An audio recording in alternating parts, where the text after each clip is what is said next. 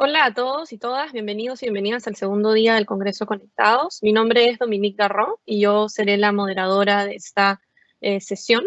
En nombre del Ministerio de Educación, agradecemos a todos por su participación en nuestro primer Congreso Conectados.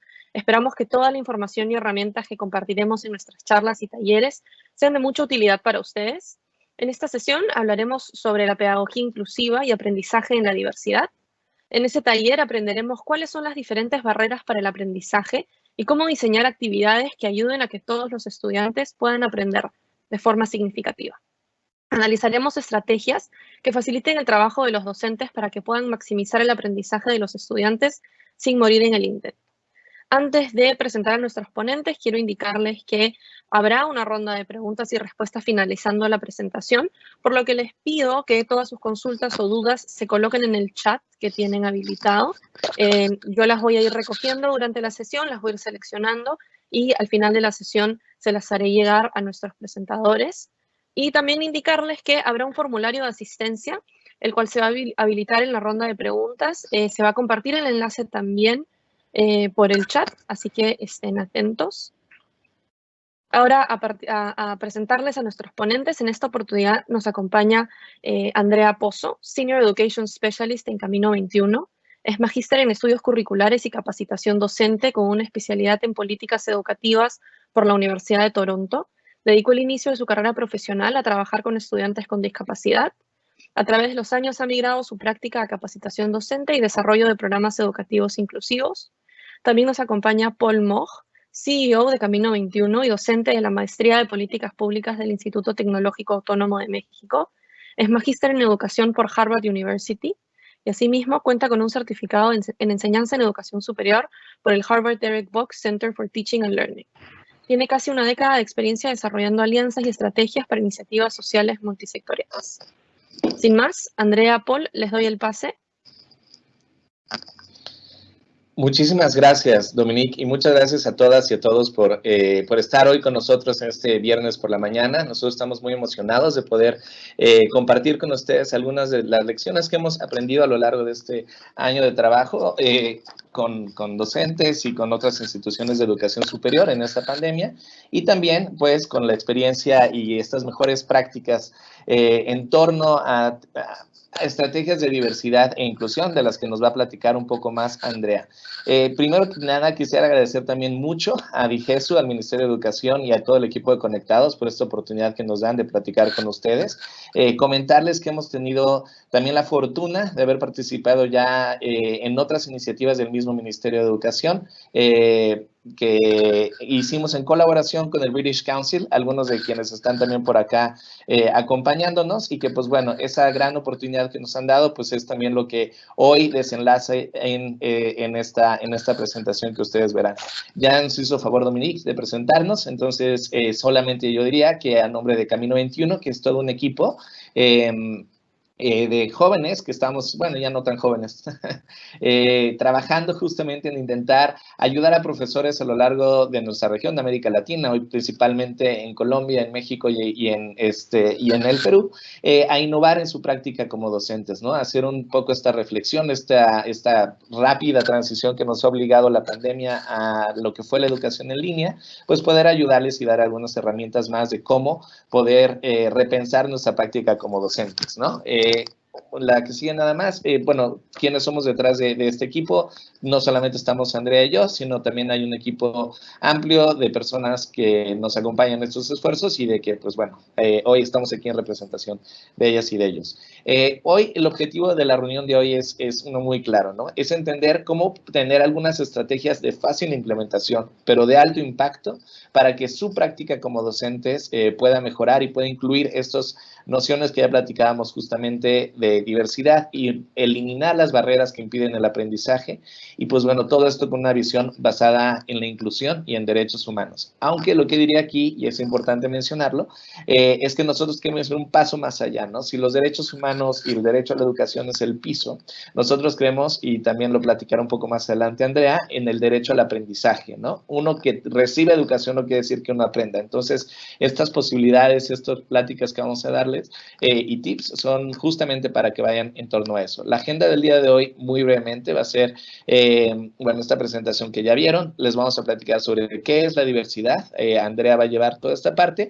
Les vamos a estar pidiendo a todas y a todos que por favor escriban en el chat, participen a través de una serie de Mentimeters que vamos a poner para que esto sea un taller, que sea muy interactivo, que escuchemos de ustedes.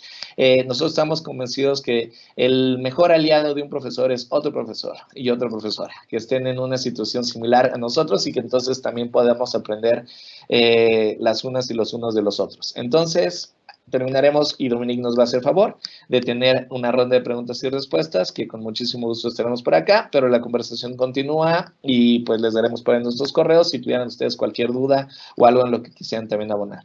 Entonces, Andrea, te dejo la palabra.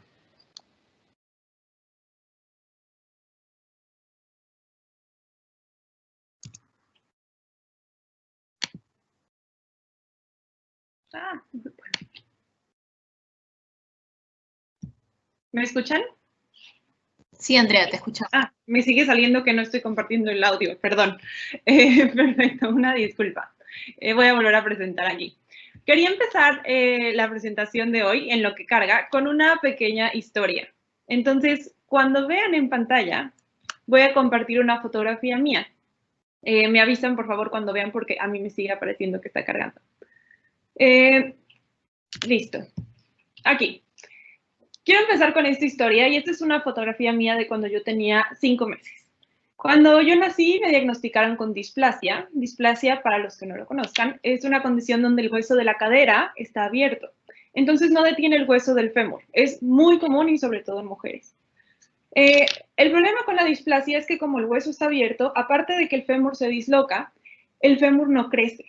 La forma en que tiene que crecer el fémur es cuando hace fricción con la cadera y pues si no hay fricción, entonces no hay crecimiento. Por eso tengo ese yeso gigante que ven. Era amarillo y tenía ositos. Yo no tengo ningún recuerdo de eso, pero hay muchas fotografías y todos los que vivían conmigo y me conocían se acuerdan. Entonces, quiero preguntarles algo. Cuando mis papás recibieron el diagnóstico que yo tenía displasia y que la displasia era en un nivel que no se iba a quitar solo, porque en muchas personas se quita solo, que necesitaban someterme a muchos tratamientos para ver si cuando yo creciera podía tener las piernas del tamaño necesario para que yo pudiera caminar. En ese momento, ¿cuáles creen que eran los factores que a futuro iban a determinar que yo creciera con una discapacidad o que yo creciera sin una discapacidad? Entonces, les voy a dar unos segundos para que piensen qué cosas son las que impactarían en mi futuro, sabiendo que yo había nacido con esta condición y que a largo plazo podía crecer con discapacidad o sin discapacidad. ¿Cuáles eran esos factores que iban a determinar uno u otro? Siempre que hago esta pregunta, recibo muchas respuestas diferentes. Entonces, intenté un poco aterrizar las que ya me han dado, pero quiero que ustedes intenten clasificar su respuesta o lo que pensaron en estas dos categorías.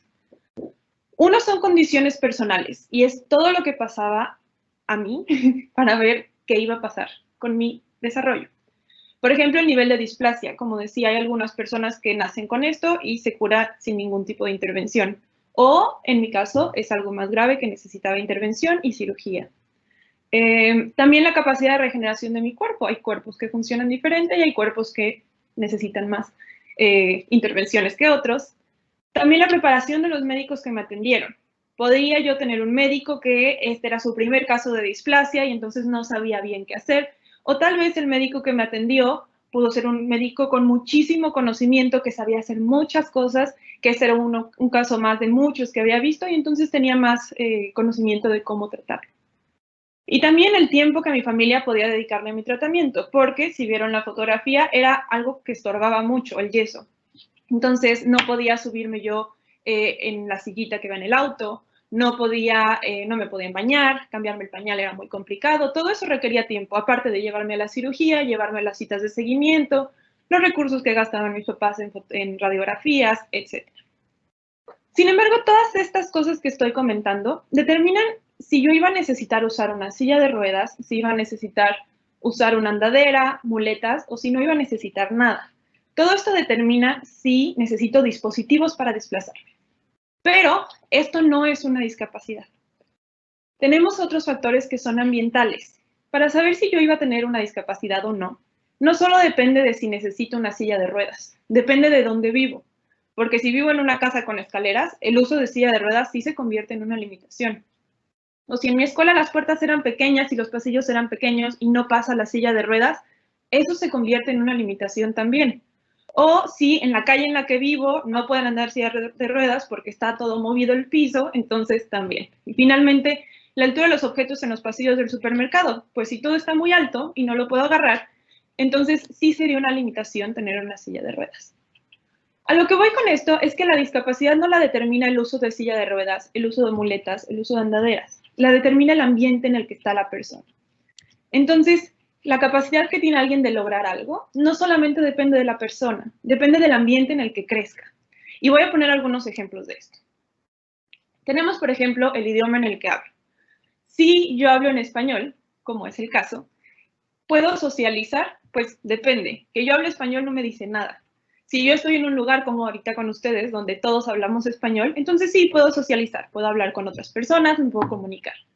Pero si estoy en un lugar donde nadie habla español, como es mi caso, yo lo hablo desde Canadá, entonces aquí todos hablan inglés o francés, entonces el español no es suficiente para socializar. El español por sí mismo no pasa nada, no tiene ningún efecto positivo o negativo, depende del ambiente en el que estoy.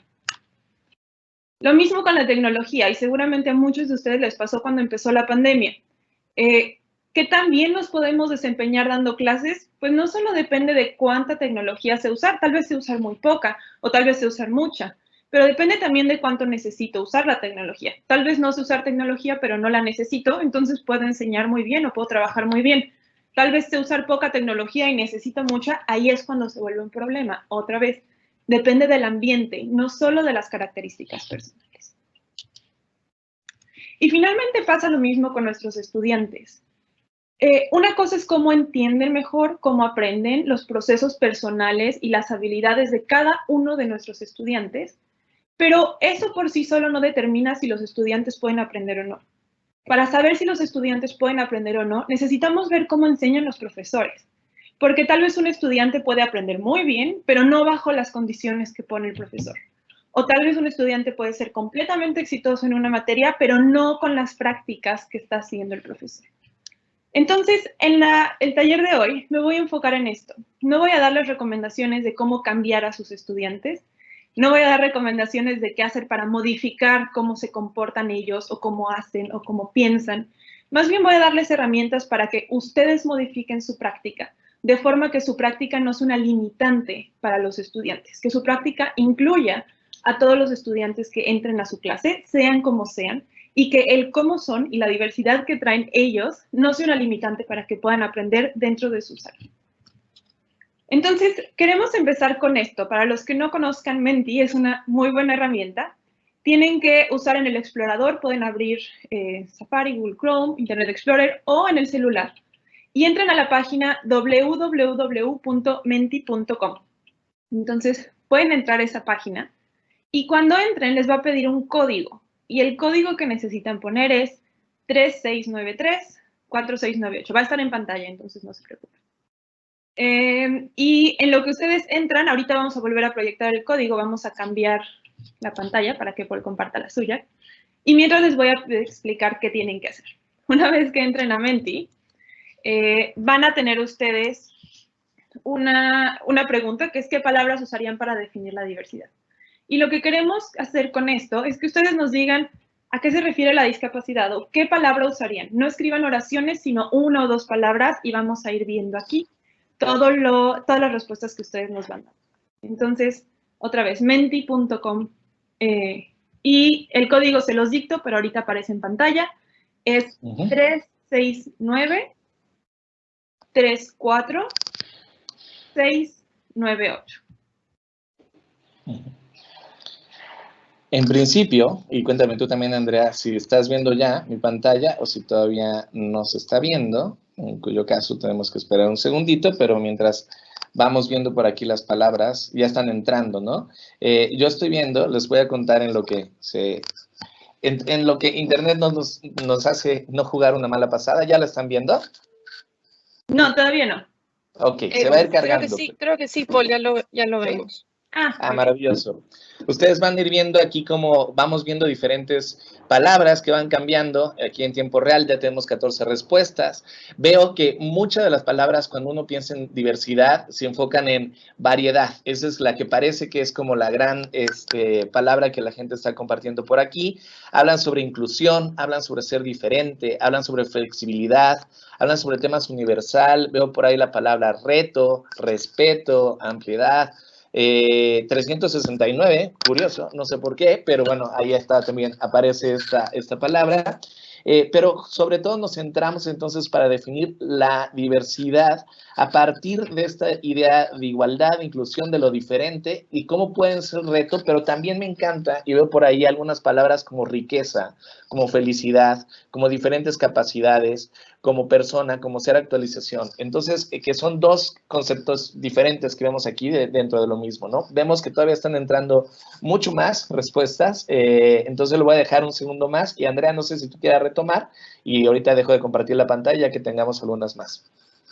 Sí, no, es muy interesante lo que vemos. Hay algunas palabras que creo que se parecen pero salen diferente, como diferencias y diferente.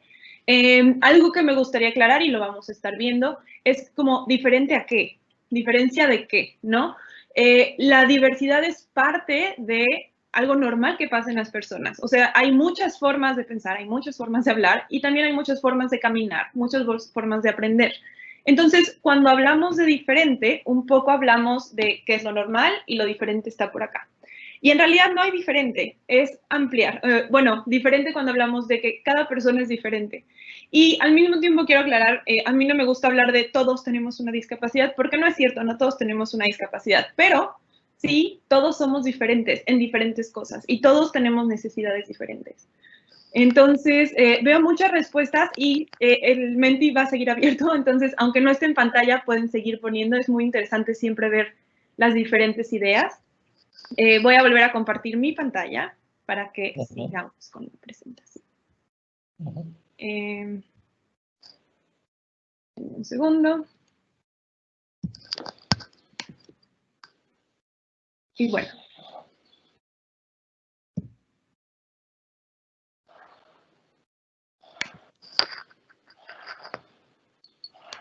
Son los problemas que hay siempre con la tecnología. No sé a cuántos les ha pasado, pero creo que a todos. A todos nos ha pasado constantemente.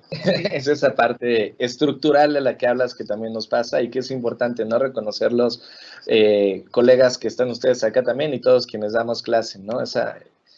A veces este tipo de limitaciones que no depende tanto de uno, sino del uso de la tecnología y que están también por acá. Todavía no vemos su pantalla. Tal vez Paul y Andrea, mientras vamos cargando la pantalla, puedo leerles algunas de las respuestas que tuvimos a la primera pregunta que hizo Andrea. Pues si bien vimos las que tú pusiste, las que te han hecho antes, nuestros asistentes respondieron de manera diversa, pues, ¿no? Pusieron bastante para Andrea, motivación, terapia, cuidado y apoyo. Por otro lado, por ejemplo, Jania Jaimes nos respondió la atención que recibiera médica, el seguimiento y cuidado de la familia. Hubo muchísimas respuestas de el amor y el apoyo de la familia, los cuidados que ellos te podían brindar. Y uno muy interesante, que es la confianza en sí mismo, o sea, la confianza que tú tuviste en ti misma y que tuvo un entorno que la motivó e impulsó a seguir, ¿no? Bastantes también comentan de las barreras educativas, barreras sociales, el amor y comprensión de los padres. Entonces creo que podemos ver bastantes de las respuestas que, si bien ya te habían brindado, nuestros asistentes también pensaron un poco en esa línea. Muchas gracias, Dominique. Sí, claro. Todas estas cosas que, por lo menos las que comentó Dominique, mucho entran dentro de factores personales, ¿no? El apoyo de mi familia, incluso motivación propia. En el caso específico de la fotografía que les compartí, yo tenía 5 meses, entonces mi motivación era comer y dormir. Pero, sin duda, a lo largo de los años, la motivación y esa como fuerza y voluntad propia, por decirlo de esa forma, también es un factor que importa. Todo eso entra dentro de factores personales porque son cosas que dependen, que me afectan a mí, ¿no? Y tenemos, por otro lado, los factores ambientales que decía, que son los factores que son externos, que dependen del entorno en el que vivo. Entonces, muchas gracias, Dominique, y gracias a todos los que comentaron en el chat. Quiero dar un poco un brinco y ampliar un poco la idea de diversidad, porque generalmente cuando hablamos de diversidad, hablamos de discapacidad, hablamos de autismo, hablamos de déficit de atención, de problemas de aprendizaje, de discapacidad visual, motriz, auditiva, y eso es solamente una parte muy pequeña de la diversidad que hay cuando tenemos a muchas personas. Tenemos muchas otras formas de diversidad. Tenemos ideas, valores, costumbres, conocimiento. En el salón de clases que estén, les aseguro que no todos sus estudiantes saben lo mismo. Hay muchos que vienen de instituciones diferentes, muchos que han tomado materias antes, que les gustan leer cosas diferentes y por lo tanto profundizan en temas distintos. Entonces, todo esto implica diversidad y todo esto afecta en cómo aprenden los estudiantes. Por ejemplo, con experiencia, ¿ustedes creen que en su clase aprendería igual un estudiante que es su primer clase, que si es la última clase que van a tomar en sus estudios? Seguramente no. Y si ustedes diseñan la clase pensando, todos estos estudiantes ya entienden qué es estudiar una carrera, una licenciatura, ya todos saben qué quiere decir cuando yo les digo que vayan a la biblioteca. Entonces, los que no saben van a tener una barrera porque no van a poder desempeñarse igual que los demás. Entonces, cuando hablamos de diversidad, no se queden solamente con discapacidad y capacidad. Hay muchas otras formas de diversidad que están presentes siempre. Y esto es algo que menciono porque muchas veces escucho a los profesores como que dicen, es que yo no tengo alumnos con discapacidad en mi clase. Claro, pero eso no quiere decir que ya podamos ignorar la inclusión, porque la inclusión no habla solamente de discapacidad, habla de todos estos otros factores y seguramente muchos más que no estoy poniendo en pantalla. Entonces, para explicarles un poco cómo pueden manejar y qué pueden hacer ustedes dentro del salón de clases, quiero hablar de dos cosas específicas. Primero, aprender es un derecho. Muchas veces escucho como estas estrategias que les voy a decir o estas ideas que voy a comentar, ¿qué hago con los estudiantes que no merecen esas acomodaciones, que no merecen esos cambios porque son estudiantes que no se esfuerzan, porque son estudiantes que no les importa? Y mi respuesta a eso siempre es, todos merecen aprender. No existe una cosa como tú no mereces que te ayude, tú sí. Si somos profesores, todos los estudiantes tienen derecho a aprender. Como decía Paula al principio, no solamente a recibir educación, no solamente que yo les diga algo y todos escuchen y todos contentos, no. Tienen derecho a que, aparte de eso que estamos haciendo, aprendan. Y si hay algo que yo tenga que cambiar en mi práctica para que aprendan mejor, hay que intentarlo. Por otra parte, la diversidad es parte de cualquier comunidad. Lo que decía al principio, incluso si no tienen estudiantes con discapacidad, de todas formas hay diversidad en su salón de clases. Y eso no es una limitante, eso es algo que puede aprovecharse para ampliar mucho el conocimiento de sus estudiantes. Y algo muy importante es, en el momento en el que nosotros estandarizamos más, siempre hay un punto de estandarización porque pues tenemos que dar una clase, no podemos hacer 500 programas individuales, pero si nosotros estandarizamos todo, estamos poniéndole barreras a algunos estudiantes. Si todos tienen que contestar un ensayo de la misma forma, del mismo tema, con el mismo largo, con todo igual, entonces los estudiantes que tienen mejores habilidades para escribir van a tener una mejor respuesta o un mejor ensayo que los que no. Le estoy poniendo una barrera a los estudiantes que no saben redactar. Y si bien redactar es una habilidad importante que necesitan desarrollar, si quiero evaluar el contenido de mi clase, el conocimiento que aprendieron, hay que ver si en el ensayo estoy evaluando redacción o conocimiento. Entonces, queremos ampliar estas actividades para que puedan ustedes darles a todos los estudiantes algo que les sirva para aprender. Y para esto vamos a usar el diseño universal de aprendizaje. El diseño universal de aprendizaje es un modelo basado en evidencia, que eso es algo que a mí me parece muy atractivo, que habla de cómo eliminar las barreras en el salón. Ahora, quiero hacer dos aclaraciones. Este no es el único modelo que habla de eliminación de barreras, pero es el que escogimos porque es fácil de explicar, fácil de implementar y tiene mucho impacto. Sin embargo, si quieren profundizar en esto, hay muchos otros modelos que se pueden usar también. Y por otra parte, una desventaja que le veo a este modelo es que muchas veces se enfoca en estudiantes con discapacidad. Se ha usado este modelo para hablar de diversidad en todos los aspectos de la diversidad que ya mencioné, pero cuando leemos cosas escritas directamente por la institución que diseñó esto, generalmente se enfocan en discapacidad. Entonces, cuando ustedes vean esto, intenten ustedes ampliar un poco más lo que viene ahí, porque es información que se puede usar para incluir a diferentes tipos de estudiantes. Y la estrategia del diseño universal de aprendizaje es una que se ve de muchas formas diferentes, pero es dar opciones. Como decía, mientras estandaricemos y todos tengan que hacer siempre lo mismo, eso genera barreras Dar opciones es lo mejor. Y lo que vamos a hacer es que les voy a explicar cómo dar opciones. Tenemos esta tabla. Vamos a compartirles en el chat un enlace a un disco, a una carpeta en el Drive. Si alguien quiere, en esa carpeta vamos a tener, pueden descargar esta tabla y pueden descargar otros recursos que tenemos sobre diseño universal de aprendizaje. Si no pueden descargarlo, no pasa nada. Esto lo pueden hacer en una hoja de papel perfectamente y no hay ningún problema. Entonces, tenemos 9 cuadros en medio y tenemos 3 áreas y 3 niveles del lado izquierdo. Las áreas son representación, acción y motivación. Estas son las 3 cosas que se necesitan en un salón de clases. Necesitamos representación, o sea, información del mundo, el contenido, qué estoy aprendiendo, qué estoy representando en mi mente. Su materia es representación, ese es el contenido que van a ver. Acción es todo lo que el estudiante tiene que hacer para aprender. Tiene que leer, tiene que dar respuesta, tiene que participar, tiene que hacer evaluaciones. Todo eso implica una acción por parte del estudiante. Y finalmente, motivación. Sabemos que si a un estudiante no le interesa aprender, no hay poder humano que haga que aprendan. Entonces, ¿cómo hacemos para que los estudiantes estén motivados? Y cada una de estas 3 áreas tiene 3 niveles. Tenemos el nivel de acceso, el nivel de construcción y el nivel de internalización. Entonces, me voy rapidísimo con estrategias para cada uno de estos. Son 9 estrategias. Como decía, lo pueden ir apuntando en un cuaderno, lo pueden ir apuntando si tienen el Drive y quieren el Drive, también ahí viene.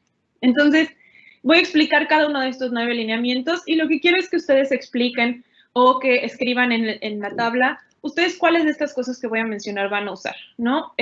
Son muchas estrategias, no tienen que usar todas, usen las que hagan sentido para su clase. Primero, representación. Para que un estudiante aprenda, necesita percibir la información. Yo no puedo hacer que alguien aprenda si no puede ver lo que estoy enseñando, escuchar lo que estoy diciendo, o si ni siquiera se puede conectar.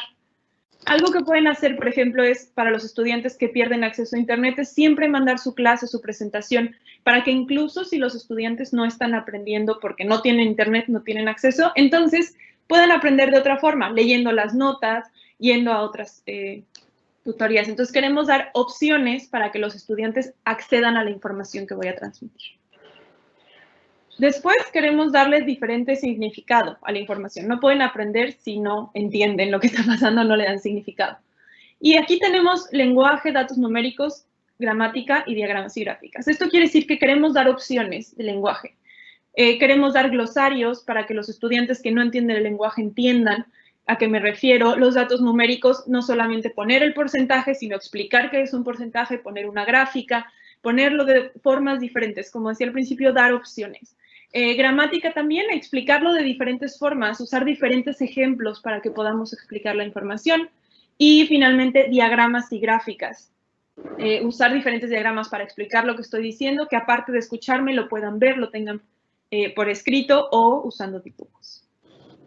Y finalmente eso nos va a llevar a que entiendan. Y para entender necesitamos dar opciones de conocimiento previo, hacer pláticas de qué saben de este tema. Que cada estudiante pueda aplicar lo que aprendieron en el tema que quieran, que les interese o en el que son familiares. Si en una clase tenemos abogados y diseñadores, entonces que lo que estoy enseñando, pues los abogados lo pongan en práctica en algo de leyes y los diseñadores lo pongan en práctica en un tema relacionado con el diseño.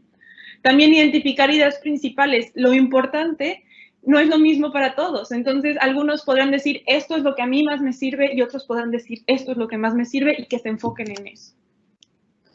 Después, pasamos al nivel de acción. Y queremos actuar físicamente. Y esto es acceso físico, que los estudiantes puedan entrar a la plataforma, que puedan hacer clic en el botón que los va a llevar a platicar con el profesor, que puedan entrar físicamente a las clases. También navegar el sistema virtual o presencial, que sepan cómo entrar a un libro, cómo entrar a ver un libro en la biblioteca, cómo pedir ayuda en servicios escolares y también cómo ejecutar actividades. Queremos dar opciones de eso. Queremos decirle a los estudiantes que pueden o grabar un video o hacer un ensayo o hacer una infografía, siempre y cuando demuestren lo que estamos pidiendo, que puedan hacerlo de diferentes formas. También darles opciones para que puedan comunicarse. No todos se sienten cómodos hablando enfrente del salón de clases, entonces podemos dar opciones. Levanten la mano para preguntar, o pueden usar el chat para preguntar, o escríbanme por correo electrónico, o vayan a mi oficina o conéctense en las office hours. Todas estas opciones permiten que más estudiantes puedan acceder a esta comunicación que se necesita. También socializar el conocimiento, dar opciones para que trabajen a veces en grupos pequeños, a veces en grupos grandes, que hagan grupos de estudios, a veces individual, en parejas, que no sea la clase siempre igual. De forma de expresar ideas, otra vez lo mismo. Tenemos Menti, que por allá nos enseñó. Tenemos todas estas herramientas que pueden hacer que los estudiantes expresen sus ideas sin necesariamente hablar en frente de todos. Podemos dar esas opciones. Y también sentir seguridad y confianza. Hay estudiantes que se sienten bien cuando les decimos, tú, contéstame esto, y se sienten y les gusta y les ayuda a contestar. Hay otros que si hacemos eso se ponen muy ansiosos. Si bien queremos que todos se sientan seguros, también la realidad es que no podemos imponerle a todos los estudiantes que hablen cuando yo digo y como yo lo digo. Podemos darles opciones, podemos decirles por un correo electrónico, oye, la siguiente clase te voy a preguntar tal, tal y tal, prepara tu respuesta. Ese tipo de comentarios. Finalmente tenemos cómo regular, entonces que los estudiantes planteen sus propias metas, que digan esta clase cómo la voy a ajustar a lo que me interesa y que tal vez el proyecto final sea eso, que sea que apliquen el conocimiento en su área de especialidad o el área que les gusta y que eso se va a ver diferente para cada estudiante. Perdón, Andrea, te voy a parar un segunditito nada más para avisar que también vi que ya compartieron en el chat una liga a Padlet, que entonces mientras estamos platicando están pudiendo las y los colegas escribir algunas ideas sobre sus ejemplos de cómo ellos se acercan en cada una de estas diferentes estrategias. Entonces, por ahí si quieren y nos están escuchando, sé que son muchas cosas pasando al mismo tiempo, pero si quieren también entrar a esa opción para que lo vayan poniendo, nosotros al final vamos a darles vamos a pasar por allá para ver cuáles son sus mejores prácticas y qué es lo que sus estudiantes están recibiendo de su parte, cómo están tirando estas barreras. Perdona nada más por el comercio. Muchas gracias, Paul. Sí, si quieren ir poniendo en Padlet esos comentarios o sus propios ejemplos, eso estaría muy bien para que compartan más de lo que yo puedo decir. Tenemos tiempo limitado, entonces no puedo yo dar todas las ideas, pero hay muchas. El último nivel es motivación. Y muchas veces pensamos que la motivación es importante como por la parte de experiencia estudiantil y que los estudiantes estén contentos y felices, pero en realidad la motivación impacta muchísimo en el aprendizaje. Entonces, queremos que los estudiantes tengan autonomía, que yo les dé 5 lecturas y que la tarea sea leer 3, las que ellos quieran, pero 3 de esas 5, que no sean a fuerza las mismas. Ajustar relevancia, que las lecturas que yo dé tengan diferentes temas de interés. Y, bueno, minimizar distracciones, que los estudiantes puedan enfocarse en lo que están haciendo y que sean auténticas las tareas, que no sea algo muy artificial, que puedan ellos realmente jalarlo a los temas que ya conocen, a los temas que les gustan. Si están haciendo literatura, ¿por qué no hacer literatura con cómics, que es un tema que puede gustarle a muchos? Que busquen literatura de diferentes países que les gustan, que cada estudiante tenga esa agencia y autonomía para jalar el contenido de clase y aplicarlo en los temas que le interesan. Después, el siguiente nivel sería que ya que están interesados por la clase y les guste la clase, que se mantengan interesados el resto del semestre. Y para eso hay que subir y bajar demandas y exigencias. Y con esto no quiero decir que hagan la clase fácil para algunos, pero hay estudiantes que, por ejemplo, para llegar al mismo nivel que los demás, necesitan que yo les dé retroalimentación más seguido, que cada 2 clases les diga, oye, vas bien, vas mal, este comentario está bien, este comentario está mal. Hay estudiantes que necesitan, si no lo pueden dar ustedes, que hagan grupos de estudio y que esa retroalimentación se la den entre ellos. Fomentar amistades, que los estudiantes puedan preguntar cosas, sobre todo en línea. Cuando estamos en un lugar presencial, es fácil que los estudiantes se hagan amigos de los que están juntos. En línea no pasa automáticamente, hay que fomentar esto, hay que hacer que hagan grupos de estudio, hacer trabajos colaborativos para que se mantengan enganchados con los demás. También hay que decirles cuando avancen y casi siempre la retroalimentación que damos es que no, que está mal, que sí, siempre hay que hablar retroalimentación de esto lo hiciste bien, esto síguelo haciendo, este ejemplo me gustó, decirles que sí están haciendo bien también. Y todo esto queremos hacerlo para que los estudiantes puedan autorregularse, o sea, que ellos solos, más adelante, aprendan a aprender solos, que sepan ellos solos cómo reconocer, ok, yo prefiero leer este tipo de lecturas, no, yo prefiero hacer este tipo de proyectos y que ellos mismos puedan proponerlo más adelante. Entonces, eso queremos que ellos logren eventualmente y estos fueron rapidísimo los 9 niveles. Entonces, un poco para cerrar, irnos ya a preguntas y respuestas. Si queremos ver cambios, hay que cambiar. Estas estrategias que di son muchas, es mucha información, No tienen que usar todas todo el tiempo. Usen las que hagan sentido, vean a sus estudiantes, conózcanlos y a partir de eso escojan qué es lo que les funciona. También denle tiempo a la implementación de estrategias. Si intentan algo y es un desastre, inténtenlo otra vez 2 o 3 veces antes de descartarlo completamente.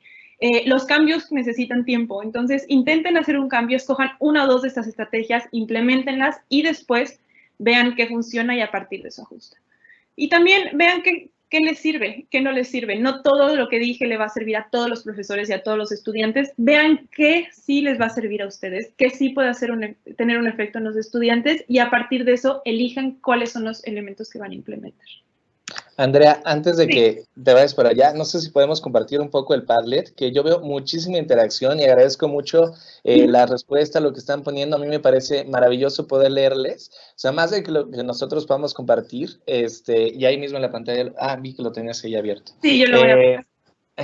Más que lo que nosotros podamos compartirles, pues creo que esta experiencia que unas y otros comparten por aquí es lo que es esencial, ¿no? O sea, por ahí veía, por ejemplo, alguien que hablaba del reconocimiento a lo que ustedes han logrado durante la pandemia, ¿no? O sea, a veces también pensamos en nuestros temas de diversidad, de inclusión, en términos de los estudiantes, pero también nosotros mismos tenemos esa posibilidad de pensarnos como agentes y receptores de estos tipos diferentes de aprendizaje, ¿no? Entonces, estoy viendo ahorita que se está cargando aquí poco a poquito, pero bueno, ya algunas muy buenas recomendaciones que les voy a pedir a todas y a todos, que la maravilla de esta era digital y de este espacio en el que estamos conviviendo es que se expande nuestra participación en este taller más allá de lo que hoy demos. Sé que a Dominique ya tiene varias preguntas seleccionadas ahorita que iremos leyendo, pero pues la invitación es que esto lo dejamos abierto. Este es un espacio también que dejamos acá para que todas y todas puedan continuar colaborando. Veo, por ejemplo, que a Víctor Carvajal, a Katy, María, Osvaldo, Shirley, Angelina y demás compañeras y compañeros que están hablándonos un poco. Gracias por los comentarios que ponen de esta presentación y pues seguir pensando en cómo poder aplicar muchas de estas estrategias. Sí, sin duda. Y un comentario rápido antes de ir a las preguntas. Recuerden que lo importante es dar opciones. Entonces vi ahorita un ejemplo de alguien que decía que pueden hacer un resumen al final. ¿Por qué un resumen solamente? ¿Por qué no decimos que hagan un resumen, otros que graben un video de 5 minutos, otros que hagan un diagrama y otros que hagan una infografía? Y que los estudiantes escojan cuál de esas hacer. En todos están resumiendo la información, pero no tiene que ser necesariamente escrito. Queremos dar opciones justamente para que los estudiantes tomen la opción que más les guste y les llame la atención y que les sirva sobre todo. Veo muchísimos comentarios. Muchas gracias. Vamos a pasar a preguntas y respuestas, pero nosotros vamos a seguir viendo esto. Entonces, si siguen escribiendo, lo vamos a ver cuando acabe esta presentación. Y Andrea, si puedes poner ahí la de educación nada más para que tengan nuestros correos. También estamos a sus órdenes en lo que necesiten ustedes. Ahí están nuestros 2 correos y nuestras redes sociales también si quieren continuar la conversación. Si no nos da tiempo, ya me voy a callar para que Dominique pueda darnos todas las demás preguntas, por favor. No, por favor, Paul, Andrea, muchísimas gracias por la presentación, muy interesante. Hemos recibido bastantes preguntas, bastantes comentarios, ha estado súper buena la interacción. A ver, tenemos 2 preguntas bastante parecidas que creo que voy a tratar de resumir en una sola, sobre este tema de la enseñanza virtual y obviamente el distanciamiento físico, ¿no? Y hablan un poco nos preguntan cómo promover o cómo tratar de tener más empatía o más cercanía con nuestros estudiantes a través de esta nueva enseñanza virtual. Sí, súper. Ok, venga. Bueno, 2 cosas. Una, hacer el comercial que vamos a tener con otras colegas de Camino 21. Justamente un tema que me parece muy importante para este tema de la empatía y de cómo construir esta parte de comunidad, que es el tipo de comunicación que llevamos. Les adelanto un poquillo de lo que vamos a platicar por allá, pero una de las cosas que es esencial es dedicar un tiempo y ser muy intencionales en crear una comunidad, en encontrar, ya no tenemos esos espacios donde nos encontramos antes entre los pasillos y tal, entonces tenemos que ser muy intencionales, hacer momentos de check-in al principio o protocolos de inicio al principio de nuestras sesiones en las cuales les preguntemos ¿Cómo están? ¿Qué buena noticia han visto vieron estos últimos días? Platicar un poco, aterrizar los conceptos de lo que estemos viendo a cosas que estén pasando en el país. Vienen elecciones, para hablar sobre eso, otro tipo de cosas que pueden ustedes hacer para conectar con ellos de otra forma. Inclusive no perder el miedo a ser personales, a tener esta posibilidad de humanizarnos como docentes, ¿no? Eso al principio y al final también. Hablaba ahorita Andrea, y no voy a repetir mucho, pero de esas opciones que hay, por ejemplo, para pensar en resúmenes, en maneras en las cuales ellos puedan consolidar el aprendizaje que tuvieron durante las sesiones. Entonces, esos dos momentos, por ejemplo, son una forma, aún en el espacio virtual que tenemos para conectar, para generar esta empatía, para crear comunidad y para, pues, también abrir diferentes posibilidades de que los estudiantes interactúen con nosotros y con el contenido de lo que estemos dando.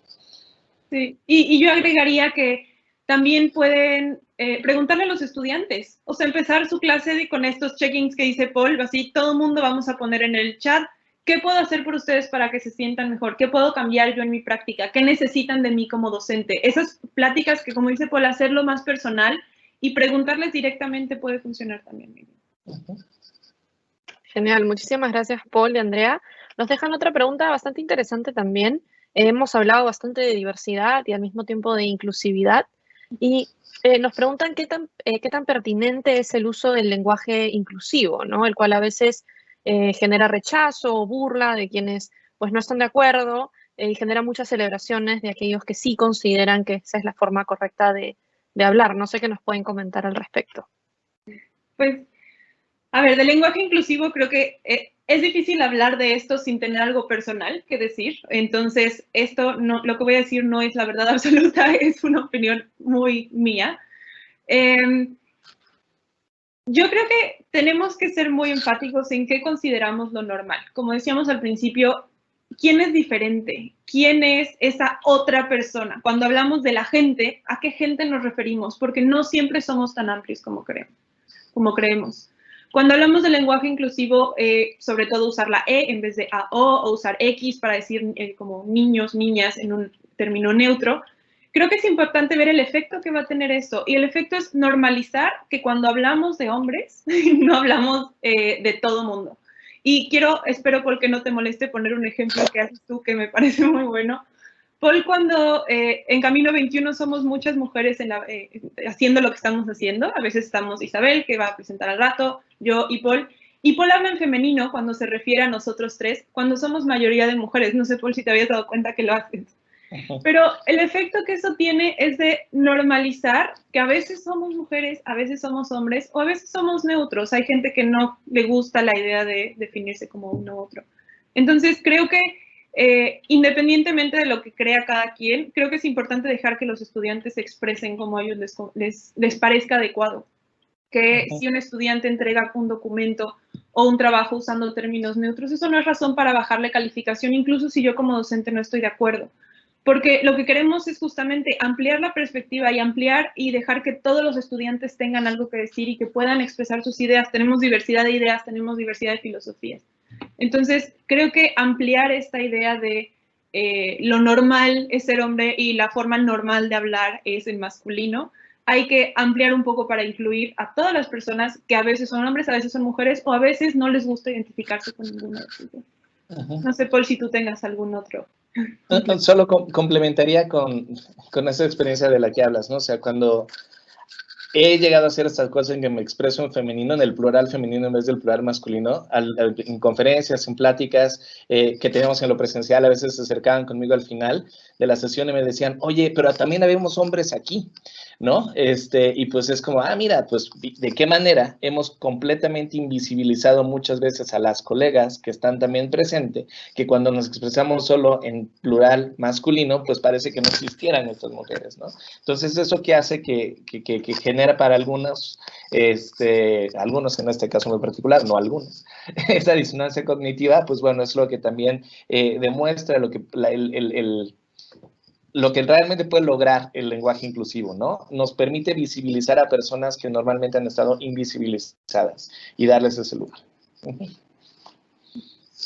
Genial, genial. Muchísimas gracias. Y de hecho creo que un poco han respondido algunas de las otras preguntas que nos han hecho, un poco también sobre cómo lograr atender diversidad de género ¿no? O ese tipo de temáticas, creo que también lo han respondido. Entonces voy a tal vez pasar a otra pregunta. También son varias, entonces voy a tratar de hacerlas una sola. Nos preguntan sobre cómo atender en este entorno virtual, en esta nueva educación, a alumnos, por ejemplo, con discapacidad auditiva o con síndrome de Down o con Asperger o algún síndrome en el espectro autista, etcétera, ¿no? Entonces, no sé qué nos puedan comentar sobre eso. Yo comentaría que es importante trabajarlo en 3 niveles. Primero, asegurarnos que, son los 3 niveles de los que hablé ahorita en la presentación. Primero, que tengan acceso a la información.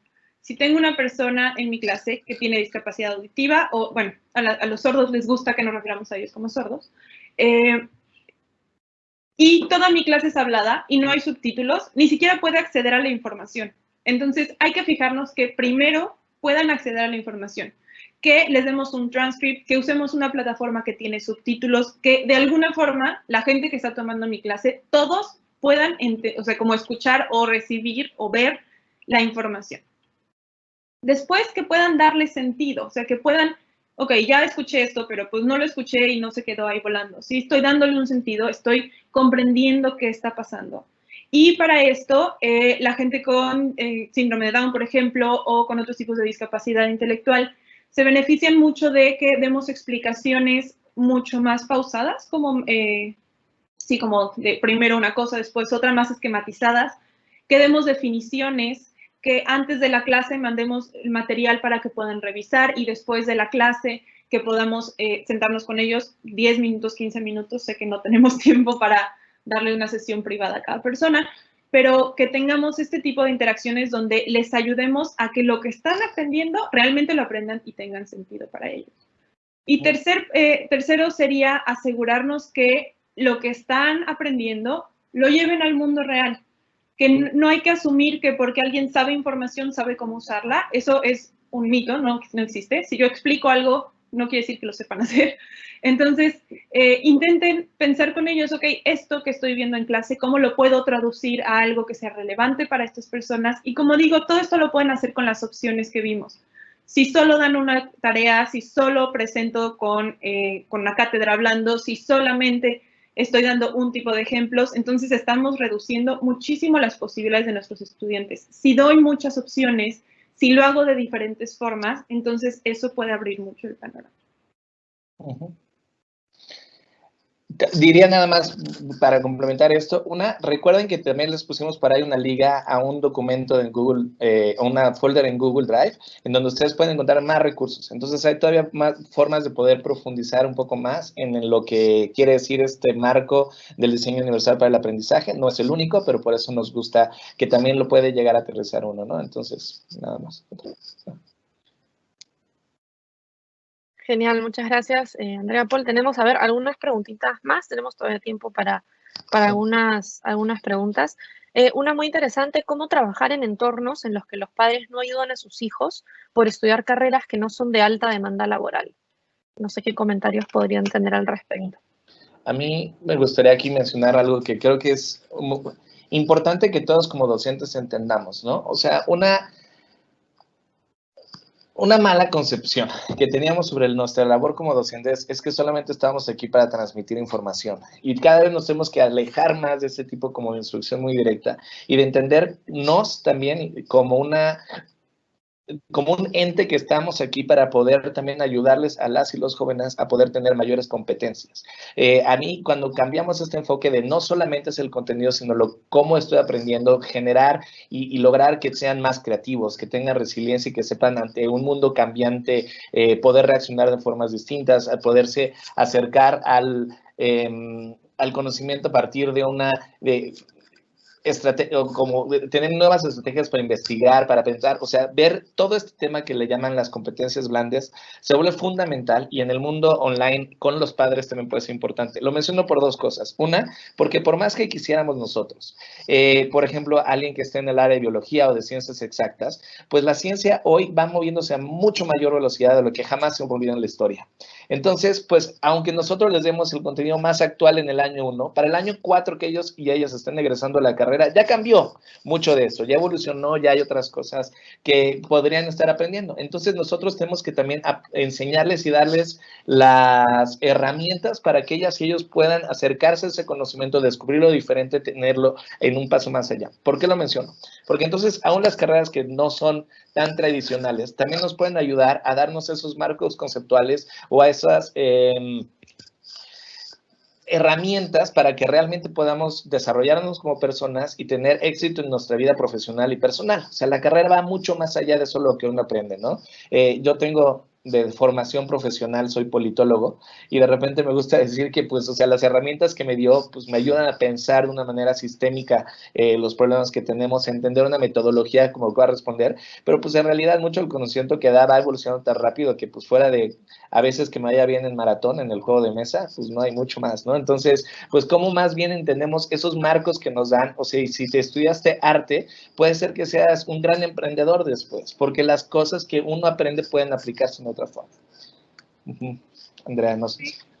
Y yo complementaría que, igual que todo lo que hemos dicho en esta plática, no nos corresponde cambiar a los papás. O sea, entiendo que es muy frustrante, entiendo que es muy triste, pero no nos corresponde decirle a los papás cómo pensar y en realidad ni siquiera podemos, sería poco realista. Creo que más bien si podemos transmitirle a los estudiantes que tienen que valorar eso que ellos pueden aportar diferente a la familia, que si vengo de una familia donde, en mi caso, toda mi familia son ingenieros, y yo de repente decidí dedicarme a la educación, lo que yo puedo aportarles es que cuando ellos tienen que explicar algo de ingeniería, pues yo puedo venir del lado de la educación y explicarles cómo pueden enseñarlo mejor. Entonces, no importa la disciplina en la que se dediquen, tienen algo que aportar a otras disciplinas. Las artes tienen mucho que aportar a las matemáticas. La mentalidad creativa en matemáticas es esencial en ciencias duras.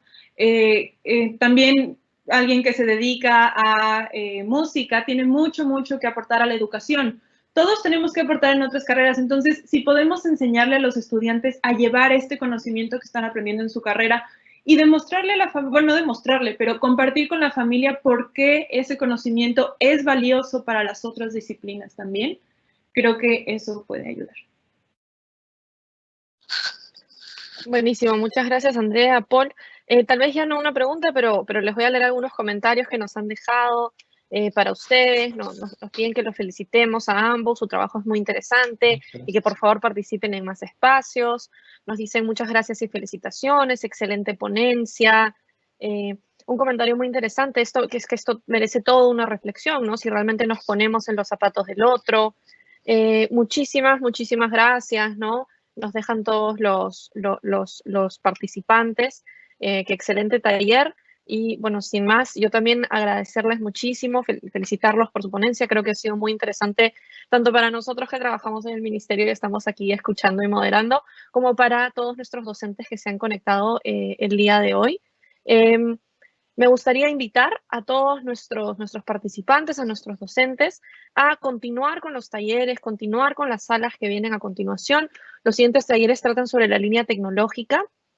En la sala 1 va a estar el taller Pizarras Virtuales y otras herramientas para dinamizar tus actividades en el aula. Y en la sala 2 estará las estrategias y herramientas para realizar evaluaciones auténticas y significativas online. Hemos dejado los enlaces de acceso en el chat. Y bueno, con eso vamos terminando. Nuevamente agradecerles a Andrea y Paul y espero que efectivamente participen de otras ponencias con nosotros. Gracias a todos los docentes por participar. Los esperamos en nuestros siguientes talleres. Muchas gracias. Muchísimas gracias a ustedes. Muchas gracias. Y también ya tienen nuestros correos de contacto para continuar esta conversación. Como dicen, esto puede tener mucha reflexión y va mucho más allá de una hora. Entonces, Andrea@camino21, Paul@camino21.org los dos. Y vamos a subir la presentación en ese enlace para que también la tengan. Sé que siempre a veces la piden. Ahí también van a tener acceso a la misma. Gracias, Andrea. Gracias, Paul. A todos los docentes. Nos vemos pronto. Muchas gracias por participar. Muchas gracias. Ministerio de Educación. Bicentenario del Perú, 2021. Gobierno del Perú.